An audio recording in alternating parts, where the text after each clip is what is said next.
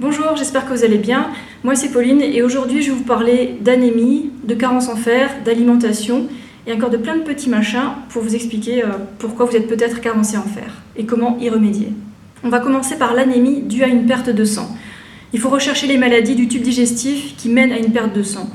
Les aliments que vous choisissez de manger peuvent provoquer une perte de sang visible dans le tube digestif, causant des maladies telles que des ulcères, une colite, une diverticulose et des hémorroïdes.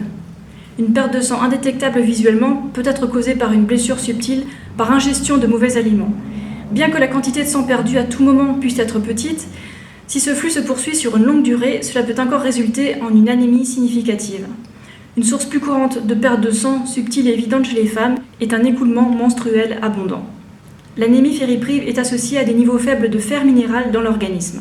Les gens obtiennent leur fer en mangeant des plantes et des animaux ayant été nourris de plantes et l'ayant absorbé dans leur organisme via le tube digestif supérieur.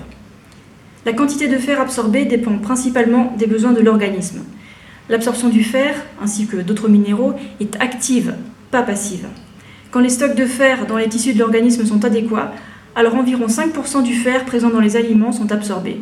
Si une personne est carencée en fer, et par conséquent ses besoins sont élevés, alors la quantité absorbée provenant des aliments qu'elle mange augmente jusqu'à 20%.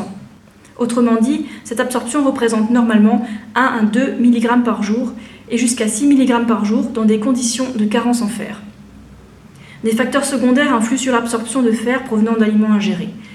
L'absorption dépend de l'acidité de l'estomac, de la quantité d'acide ascorbique, c'est-à-dire la vitamine C, dans les aliments. Cela dépend aussi des types d'acides aminés présents, de la quantité de fibres dans l'alimentation, ainsi que de la forme sous laquelle le fer est présenté, c'est-à-dire hémique ou non hémique. L'acide ascorbique est l'un des principaux activateurs d'absorption du fer, et les fruits et les légumes fournissent d'abondantes quantités de cette vitamine. Toutes les viandes rouges, la volaille et le poisson sont carencés en acide ascorbique. Les produits laitiers sont non seulement carencés en acide ascorbique, mais ils ont également une teneur très pauvre en fer. Ils inhibent d'ailleurs l'absorption du fer présent dans d'autres aliments. Par exemple, le calcium et les phosphates dans le lait forment des complexes insolubles avec le fer. Le café et l'acide tannique dans le thé réduisent également l'absorption du fer provenant des aliments. L'effet des fibres dans les aliments végétaux sur l'absorption des minéraux a été récemment étudié. Les fibres se lient aux minéraux et réduisent l'absorption.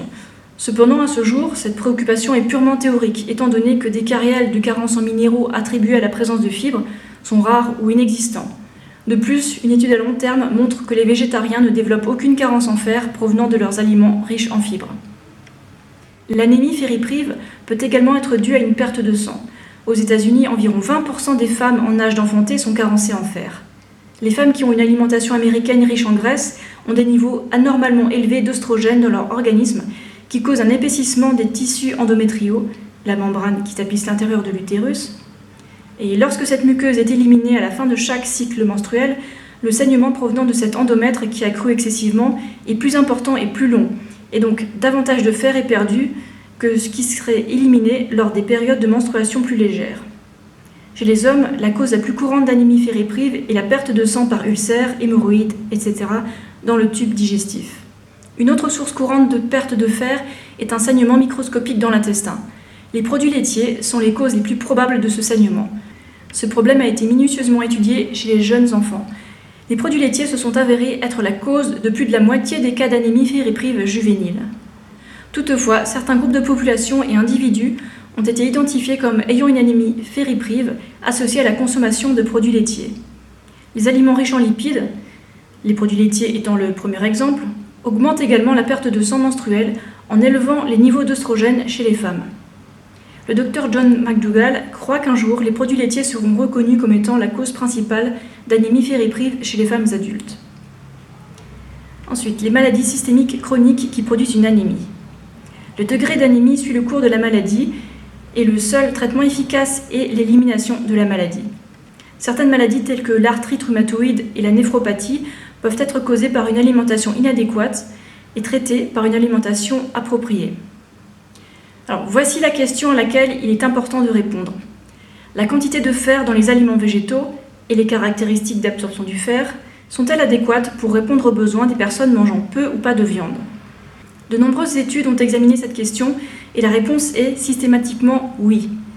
Les niveaux d'hémoglobine chez les végétariens, qui reflètent la quantité de fer dans le sang, sont comparables à ceux des personnes dont la viande représente une grande partie de l'alimentation. Et il a été effectivement constaté que l'anémie est moins courante parmi les personnes ayant une alimentation à base de plantes. Et pour finir, on va parler de l'anémie due à la course à pied. Plus de 30 millions de coureurs longue distance vivent actuellement aux États-Unis et bon nombre d'entre eux développent une anémie fériprive sans cause apparente. Plusieurs raisons possibles de cette perte en fer ont été suggérées. La destruction des cellules sanguines quand le pied heurte le sol dur si fréquemment pendant une durée aussi longue, une perte de sang par les reins, une perte de fer par la sueur, une absorption réduite de fer dans l'intestin et une production réduite de cellules sanguines dans la moelle osseuse. Des études récentes ont montré du sang dans les selles des coureurs après une course qui n'était pas présent avant la longue course à pied. Un exercice vigoureux transfère une grande quantité de sang circulant vers les muscles afin de les aider à faire tout ce travail difficile, privant ainsi les intestins de 80% de leur riche réserve de sang.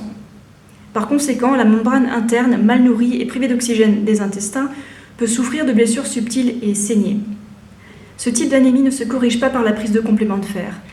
Un coureur pratiquant ce sport exigeant doit décider avec son médecin du degré de gravité que représente l'anémie pour la santé. Des preuves fournies par des essais en laboratoire, qui sont uniquement légèrement anormales, ne peuvent exiger l'abandon de la pratique d'un sport favori. Toutefois, ce coureur doit certainement consulter un médecin périodiquement pour effectuer des tests sanguins, voire plus encore.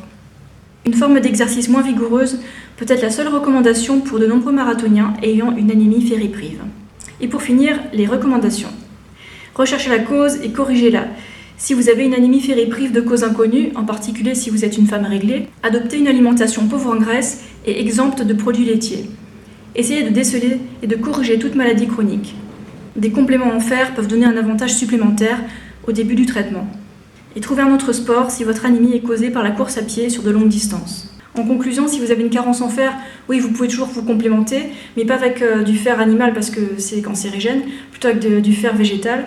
Et le mieux, c'est encore de traiter la cause, de résoudre la cause, en adoptant une alimentation à base de plantes et pauvre en graisse. Parce que ça peut aider à résoudre vos problèmes d'intestin, problèmes d'assimilation et problèmes de saignement dans les intestins. Et ça peut aussi réduire fortement la durée des règles et l'abondance des pertes menstruelles. Et donc, ça réduirait la perte de fer. Et si jamais vous courez beaucoup, peut-être que ça peut aussi être la cause de votre carence en fer.